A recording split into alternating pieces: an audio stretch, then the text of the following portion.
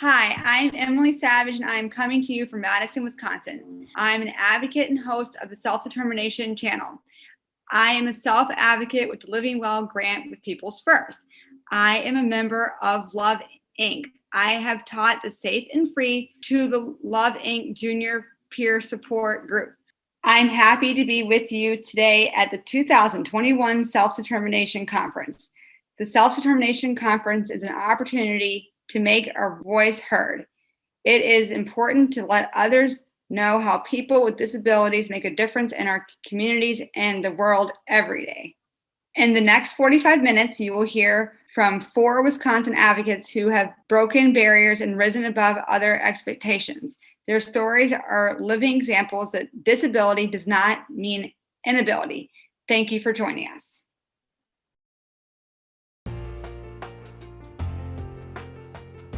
I wish people would never underestimate a person's abilities. My dream is the people would love freely in their community with supports. I don't believe disability means inability. What motivates me is a desire to make the world a much better place. My name is Stacy Ellingen, and I am a communications specialist. My name is Cindy Bentley, and I am Executive Director. My name is Erica Andrews, and I'm a small business owner. My name is Nikki Vandermeulen, and I am an autistic attorney.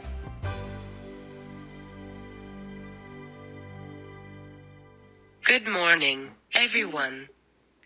Although we all wish we could be in person, it's nice being together today.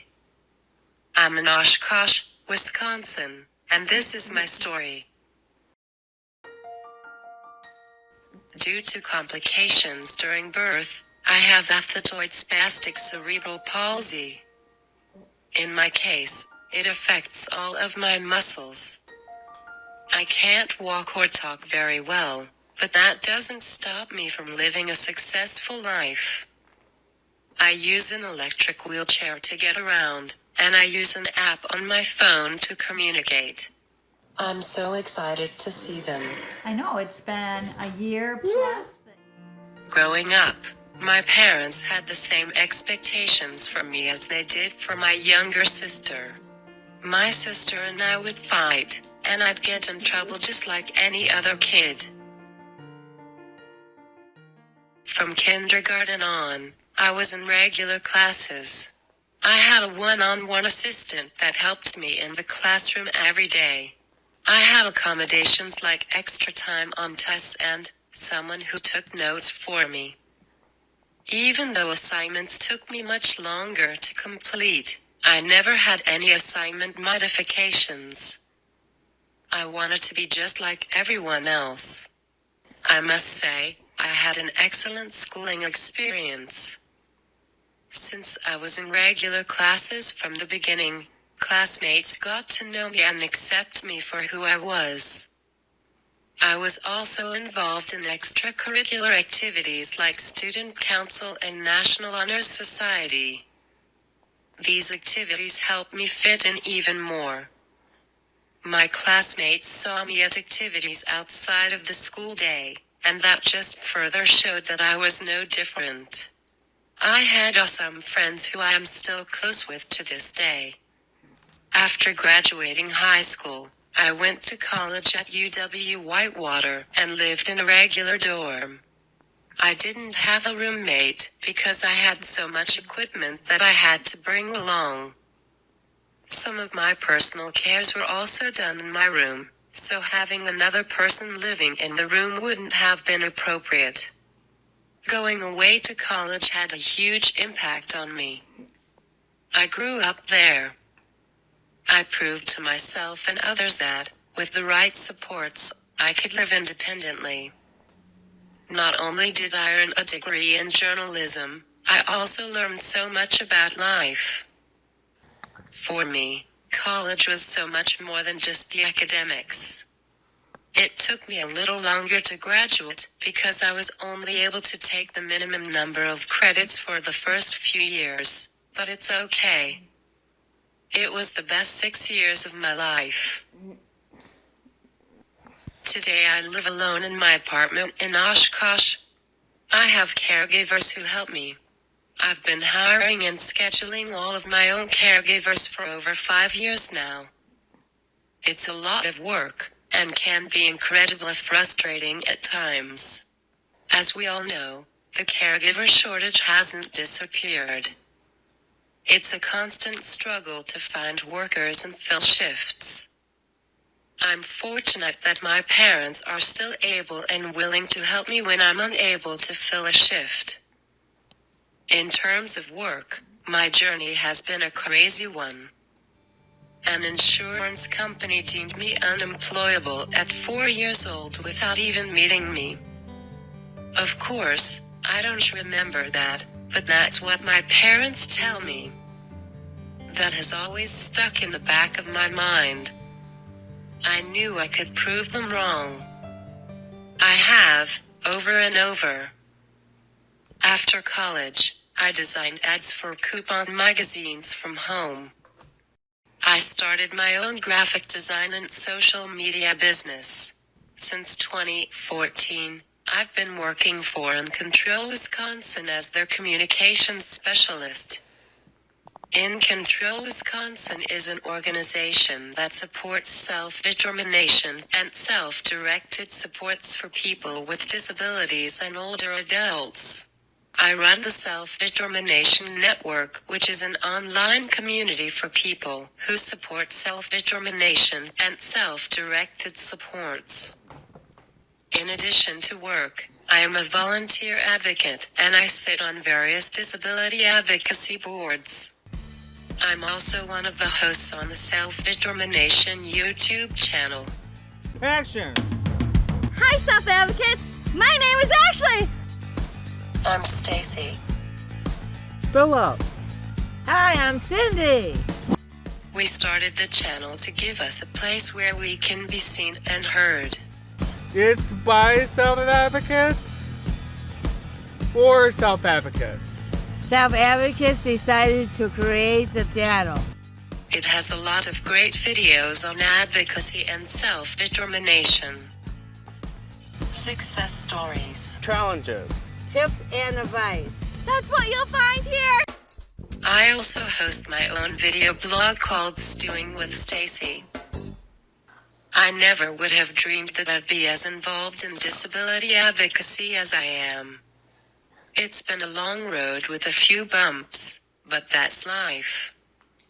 Those bumps often led to opportunities that I never would have thought of. Along the way, I found motivation in the doubters. When someone says that I can't do something, that just fuels my energy to work even harder to prove them wrong. It's the stubborn side of me, I guess. I sure proved that insurance company wrong. I am also motivated by others who have similar circumstances. When you are able to see someone do something that you would like to do, often, it ignites your ambition. What probably motivates me most, though, is encouragement and support from my friends and family. My amazing parents have done everything they possibly can to make my life better. My sister, brother-in-law, and now little nephew continue to support me in any way possible. I have tons of awesome friends who look past my disability and see me for the person I am. Some of my friends happen to have disabilities, but some don't. It doesn't matter to them. We're friends. They look past my disability and see me for the person I am. These are the people who keep me motivated. I'm so fortunate to have such a great support circle. I wish people would never underestimate a person's abilities. I have seen and heard of so many people doubting a person's abilities without even getting to know them.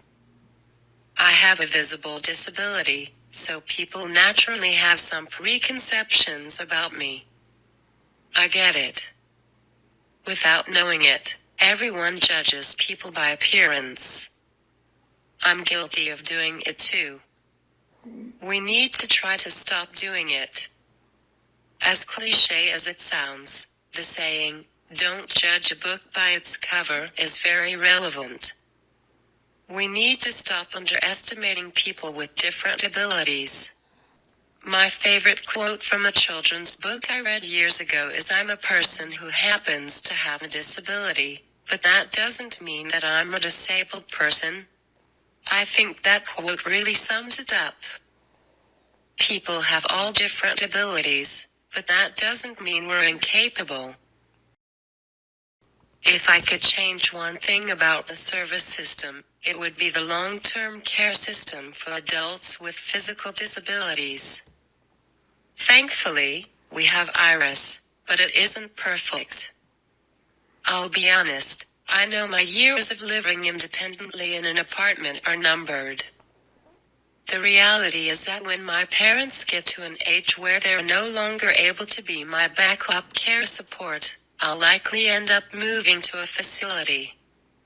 It's very frustrating, but all we can do is to continue advocating for better caregiver pay and a better overall system. My message to people with disabilities is to keep on keeping on. Life isn't fair, and, yes, sometimes it really stinks, but we can't give up.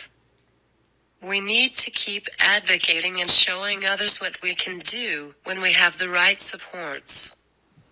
It's really hard to do sometimes, but we need to focus on the abilities we do have and live life to the fullest. What's next for me? I don't really know. I don't know how long I'll be able to stay in my apartment or what my next chapter will be. For now, I'm trying to cherish my independence while I can. I'm just enjoying life and making the most of the abilities I have.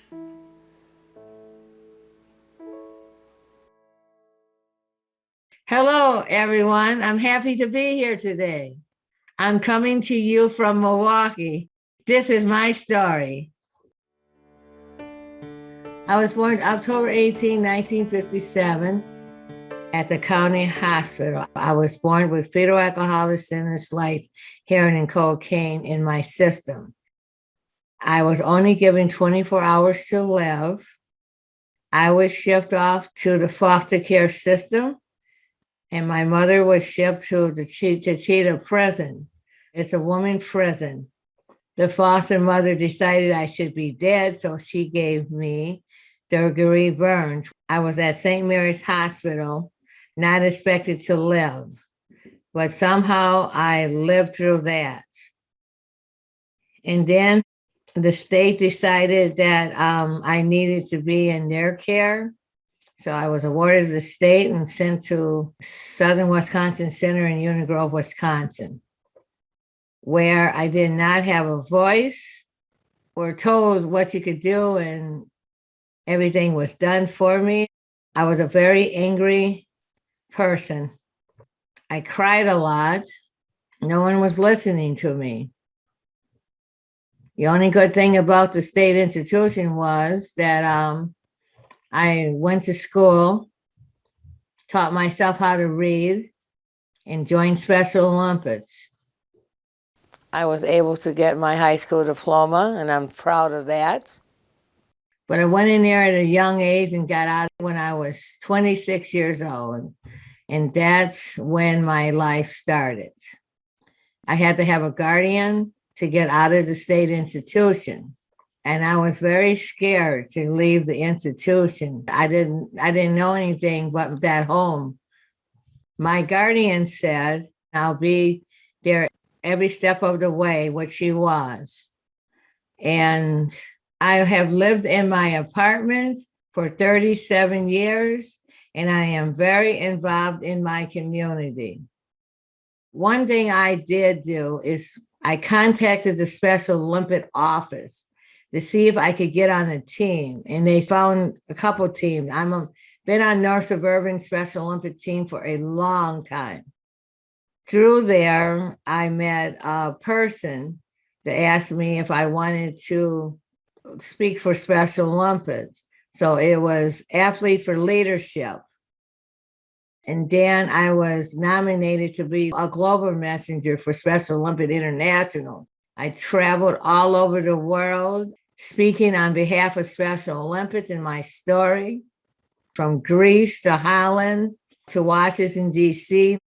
I was invited to the White House 2 times, met 2 presidents, President Clinton and President Bush, 2000 and 2001. I also attended an event in Mrs. Stryver's backyard while I was a global messenger, and I was very honored. After living in the community for 3 years, I decided I didn't need a guardian. My guardian went to court with me. The judge agreed with me and ended the guardianship. Now I have friends in the community that I can turn to, but I remain in control of my life. And I'm a strong African American woman, a taxpayer and proud of it, and I am a voter. So when I first got out of the institution, I was employed at Goodwill Industries. Then I went to DePaul's Drug and Alcohol Center, and then I worked for the YWCA downtown Milwaukee. Then I went to the Shores Nursing Home and I volunteered, and then I got a job as an activity director there. From that job, I went to Marshall Fields, and I continued to find my way. And then I got my dream job working for People First of Wisconsin. I started out as an advocate specialist. And from being an advocate specialist, I have been the director for more than, I think I'm going on my 7th or 8th year of being the executive director. It's a lot of responsibilities. I manage 6 staff. I have a job coach that helps me. And then I have an office manager. I also have regular meetings with our governor's office. And I did a lot of testifying up at the Capitol, and I serve on a lot of boards, but I'm proud to be the director of People First of Wisconsin. I never dreamed in my wildest that I would be a director of anything. And I get the respect that I need. Sometimes I do get down on myself, but at the end of the day, I know that I'm doing the best job I can do. But I finally found my voice. I wrote a book about my life. It's been all over Wisconsin and all over the United States, actually. And it's been into a lot of schools in Wisconsin. And a lot of the kids wrote me letters. I still have all the letters. Very emotional letters about their life. And they said I was their hero. And I speak at companies and college classes. What motivates me is my faith. At a young age, I started going to church at the institution. And that's the only thing I had at the time is my faith. My faith has gotten me through everything.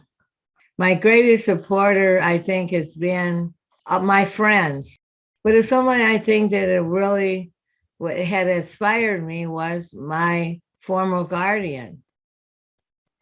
She believed in me.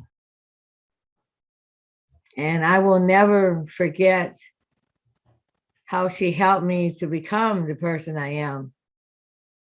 And somebody that came from the bottom, that wasn't going to live 24 hours, I'm here. I'm going to continue to go forward. I feel proud of myself. I had to work hard to get to where I am. I remember back in the days where the psychologist told me at my discharge staffing that I would never amount to anything. when people tell me what I can't do, and then I just prove them wrong and I can do it. And I think that's what makes me the person I am. I'm a feisty person. I take steps every day to teach myself how to do things. Second thing is, I always say to myself in the mirror, thank God I'm awake, and then I have a mission. And whatever the mission is for that day, I tackle. I wish people would just give self-advocates a chance. Let them go. Let them have their wings to do what they need to do to speak for themselves. All they want to do is to be included in their community. I just want to thank every advocate out there for what you do. You can be whatever you want to be. Love yourself and be confident about who you are and follow your dreams. Hi, everyone. This year has been full of ups and downs for all of us. Although I really wish we could be together in person, I'm glad we can at least be together virtually. I'm joining you from Milwaukee, Wisconsin, and this is my story. I was born in a very, very small town called Briggsville, Wisconsin. My parents noticed at a young age when I was trying to walk, I would grab my legs with my hands and move them forward. So they took me to the family doctor, but the doctor just said that my sister was helping me too much and she shouldn't be.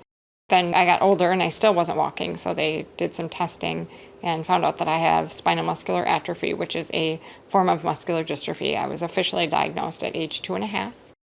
I started school in a tiny, tiny little 3-room school.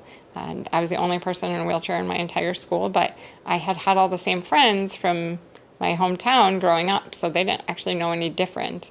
They actually didn't treat me any differently because I was in a wheelchair. They just thought that was normal. I just sat down the whole time, right? So that was kind of cool. When I went to middle school, I started having to change classrooms and actually move around. It was a larger school. So when I was in 7th grade, I had to get my first power wheelchair. First, I was kind of scared to get that, right? Because that's a big thing that I had to change. But then they brought it over and I got to test it out. And my parents used to live right next to a church. And there was a huge parking lot in the church. So they brought it over. And the first day I got to just play with it, right? I got to like drive around and do donuts in the parking lot and just have fun. So then I thought maybe this power wheelchair thing isn't so bad. I actually got grounded my first night with my power chair because I took a walk with my friend by myself. I actually got to walk next to my friend, which had never happened before. They always had to walk behind me. So we took a walk and I went to her house and we hung out and did all these things. And then it was dark and I didn't notice and I had to walk home. My parents didn't have a wheelchair accessible van yet, so my dad walked me through town with his truck behind me with the lights on and flashers. So I had to walk through town. I was so embarrassed because the boy I had a crush on lived in town and I was sure he was going to see me walking through town. So, but then I went through middle school into high school, and the first day of high school, I found out that the administration had somehow changed all of my classes from the advanced classes that I was in and put me in special ed classes because they found out I was in a wheelchair. So then, of course, I needed to be in special ed instead of regular advanced classes. My mom noticed that and called the principal and kind of raised holy heck and asked why this had happened. Then he changed his tune a little bit and helped us out. And luckily we were friends with the special ed director at the time. So she helped us get all the classes changed and get me in. But there also was not an accessible bathroom in my school. And so my mom was on the school board and had to fight for that too. However, unfortunately, I didn't even know that like getting an aid in school was a thing. So I didn't use the restroom from 7 in the morning when I got up all the way till 4 p.m. or 5 p.m. when I got home, unless I really needed to use it. My mom would drive over and take me. I graduated from high school and went to Whitewater, UW-Whitewater for college. It was one of the most accessible colleges in the country and the most accessible in the state. And I remember the door shutting on my college dorm the day that my parents dropped me off, and I was just bawling because I had no idea what I was doing. I was really not prepared for doing everything on my own. Growing up, my mom was very much a very strong advocate and would do everything for me, and now I'm on my own, right? Just like any college student, but I have the added problem of now I have to actually teach people how to take care of me and how to do things. And so it was a huge change to go from my mom taking care of me 24/7 and being there to all different people. I had 4 shifts a day in college, and it could be 4 different people, and then the next day it could be 4 different people. I learned how to really advocate for what you want, because honestly, when I first moved, I didn't even know how to train someone how to take care of me because I never had to. My mom knew everything. Luckily, I was super lucky that I had a couple of friends who were older than me, and they were at the same college, so I got to meet a lot of the caregivers through them, and then they knew me and helped me kind of make the transition. But it was still very scary and very, just overwhelming. It was definitely a huge adjustment and just kind of a challenge to get all of that straightened out and figure out what I wanted. Also figuring out how to be my own advocate, right? Because all of a sudden my mom's not there to help me and tell people to do these things for me or help me with this or help me with that. I graduated from UW-Whitewater in 1999. I have a bachelor's in communications with an emphasis in public relations and a minor in marketing. I moved to Milwaukee in 2000, and I had to all of a sudden start self-directing my own care. I had never interviewed caregivers. I had never tried to hire people. I was from a town of 300 people. I barely knew anyone. So I moved here and had to start meeting strangers and interviewing people and putting ads out on places like Craigslist. And then I had to start becoming a boss and actually managing people and setting up a schedule and figuring out how to be someone that people want to stay helping and working with, and managing having people with me all of the time. I started job hunting. It was very challenging to find a job as a person with a disability. I applied for a lot of jobs. I was actually lucky enough to get a job at Independence First, which is an independent living center. I then moved to a job at R&K Support Services, where I helped people who normally would have to live in group homes or nursing homes, help them move out of those and into their own supported apartments with 24-hour care. I was at that job for about 10 years, and then I left to become a IRIS consultant for TMG with the Wisconsin IRIS program. I did that for about 8 years. I loved that job, and I really loved helping people live a self-directed life. I left there about a month ago and have since been working on starting my own business called Empowering You, and that business will help people with disabilities just kind of navigate the very confusing world of long-term care and the IRIS program, and just figure out how to live their best self-directed life. And I really feel like it's a service that's needed. For the most part, the business is going to be focusing on helping people, interviewing caregivers, hiring caregivers, recruiting caregivers, and also having those difficult conversations. If something's not going right and you need to talk about disciplinary action or termination, how to talk through those conversations, and helping people right here in Wisconsin live the most self-directed life to the best of their abilities. I am also working part-time with a company called Applied Self-Direction. It is based out of Baltimore, Maryland. So I am actually helping different states set up self-directed programs that either don't have self-directed programs or that maybe need some help to get their self-directed program better. I don't believe disability means inability. It just means that I might do things differently. I always feel like I have to really prove myself. I have to prove that I can do things. I have to actually be better than someone else. What motivates me most is when I just see things not going right, or when things aren't going right for me, when I hit a roadblock. I mean, pretty much every year when I renew my MAP, my medical assistance purchase plan, I'm told I'm not disabled. But I mean, Obviously, you can tell I am. So it's just getting the right person on the phone, getting the right resources. So every time I hit that roadblock where I get the wrong person, it just makes me want to dig deeper and get the right answers for not only myself, but other people. Because I know that if I'm running into those problems, so are other people, and they might not have the resources or the connections or anything like that to get to the right person. They might just take no for an answer. And my message for people with disabilities is to just keep chugging along. If you get a no as an answer, try someone else. If you get a no there, go to a different resource. Growing up, it was very much my parents inspiring me. They really pushed me to be everything that I could be. They treated me just like my sister. They knew that I was gonna just go to college and be on my own and make a life for myself. And now my boyfriend is my biggest supporter. I would not be able to do many of the things I'm doing today without him.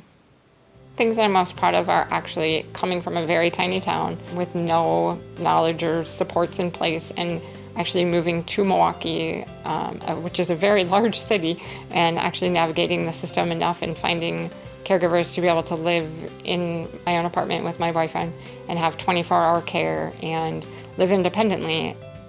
I wish people knew to just watch out, because people with disabilities are going to come in and take over the world and do just as much as anyone without a physical or developmental disability. Just stand back and watch us work, because honestly, we are an outstanding workforce.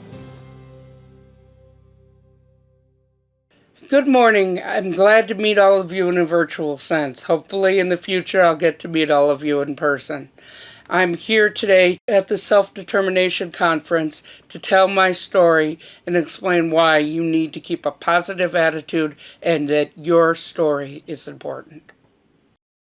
I was diagnosed with cerebral palsy, Asperger's syndrome, and ADHD at 3.5. My parents, they almost lost me twice before the age of 4, and I had about 10 surgeries before the age of 8. Whitewater, Wisconsin in the 80s was like many towns in that it didn't really understand disability. There were very clear demarcation lines. If you were in a wheelchair, they could understand that. Invisible disabilities truly did not exist. I started preschool when I was 3, when I already could read.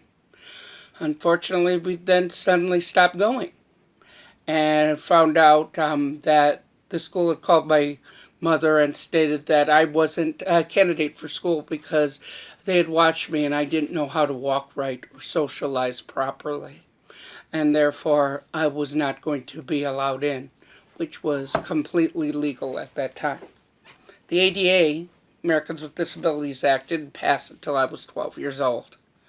So my mother drove 2 towns over where she was working in Janesville, put me into a Montessori preschool because they were the only ones who would take me at that time. It ended up being an excellent experience, but to be honest, it shouldn't have had to happen that way. I started kindergarten at 5. Almost got thrown out because of refusal to finger paint. I didn't like the sensory. And for reading the teacher's lesson plans, because I wasn't supposed to know how to read. I kept hearing that a lot. You're not supposed to know how to do that yet. When I got into 1st grade, speech therapists and several other experts got together and told my parents educating me was a waste of time and a waste of money.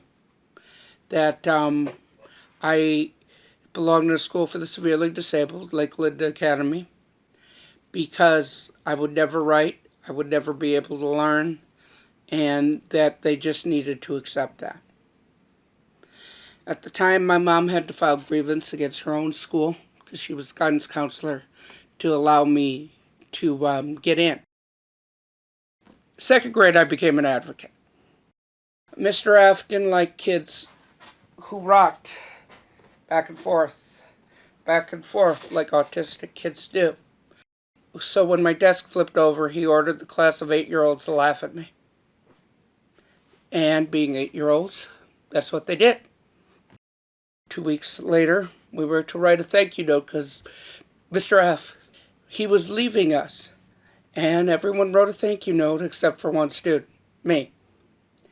My main teacher was smart enough to ask why.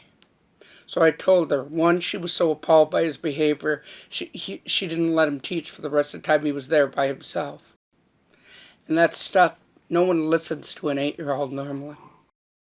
Outside my parents, I didn't think that was possible. First time I actually realized I had the power to change it. Elementary went really well. Middle school, I had 3 students try to throw me down a flight of stairs and down into a window well. And my parents pulled me until my safety could be physically assured. They did tell my mother and me that I would never graduate, that if I even graduated high school, I'd never last a week in college unless I went to a small women's college that met my needs. And that would be lucky. I managed to graduate in the top 10% of the class. I told my mother I was going to a Big Ten university. We saw 7 of them. I applied to Wisconsin. I got in my first time and decided I was going to be a badger. And may I just say that getting accommodations was like pulling teeth. But things worked out. Madison was finally a city that I didn't have to worry about being called the R word. And things actually got done.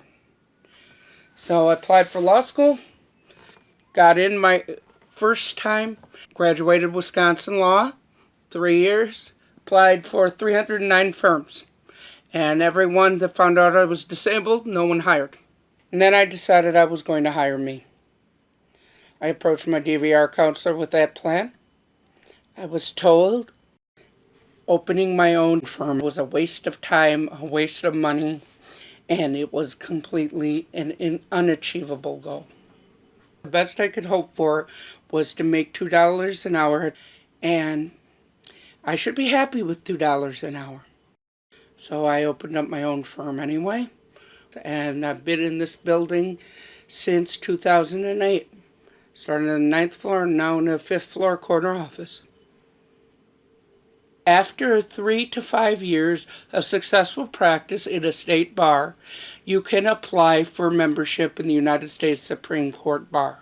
1 is considered an honor, and 2 gives you permission to practice in front of the United States Supreme Court and allow you to attend hearings and have priority in attending those hearings. I was honored in 2011 to be sworn in to the U.S. Supreme Court Bar by Ruth Bader Ginsburg. It was one of the greatest honors I will ever have. She had to sit on a pillow to see over the bench. Unfortunately, I do not have a picture of this because there are no cameras that are allowed in the U.S. Supreme Court. Some of my other accomplishments outside of law, I was named as a Woman to Watch of 2016, and I announced my candidacy for school board. It was considered unheard of at the time. Very simply, I was always told the disabled were supposed to be behind the scenes. You weren't supposed to run for an office, that people would never understand and that you would be a liability to the party. I knew I wasn't a liability, and I wanted the chance, and I got it, and I took it. I got elected in 2017, and then re-elected in 2020. I was the first autistic to ever be named to a school board in the state of Wisconsin and in the nation. Currently, I am the only individual with autism in the nation on a school board. There are times that it can be a polarizing situation, but to be honest, I am treated well and respected. Am I always going to agree? No, I'm not. And will I have spirited debate? Absolutely. But at the end of the day, do my board members respect me? Honestly, I think they do.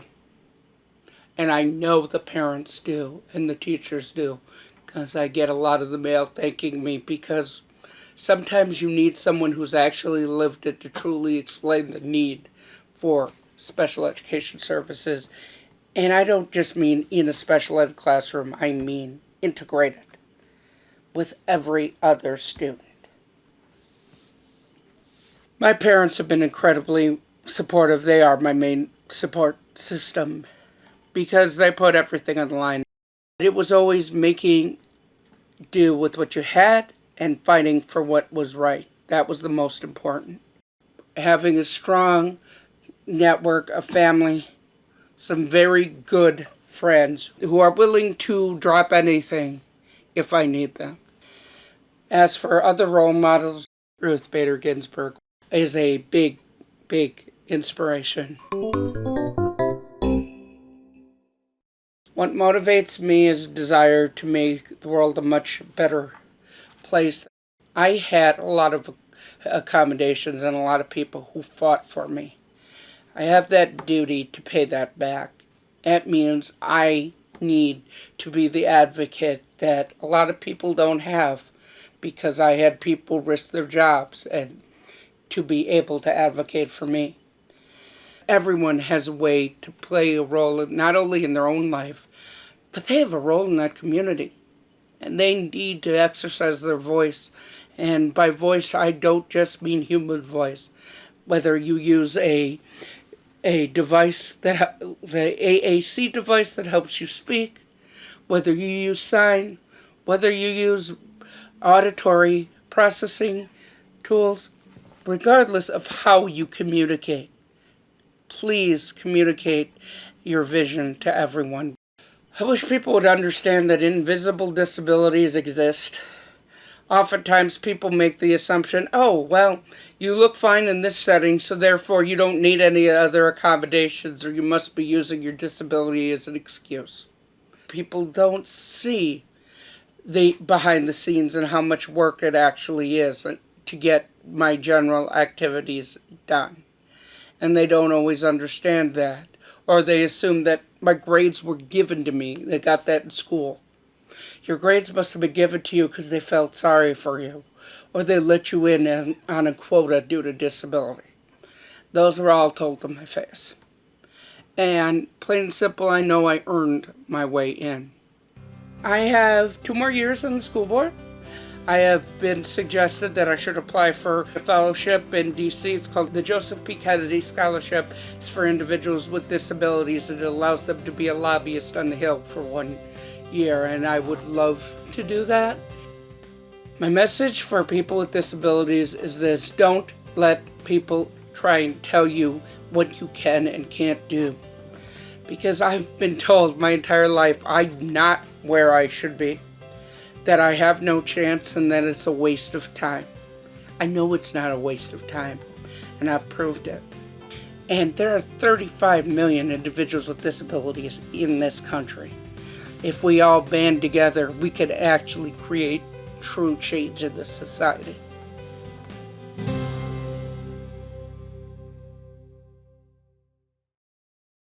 Thank you, presenters, for sharing your stories. And for all of you watching out there, what barriers have you broken? How do you make a difference in your community?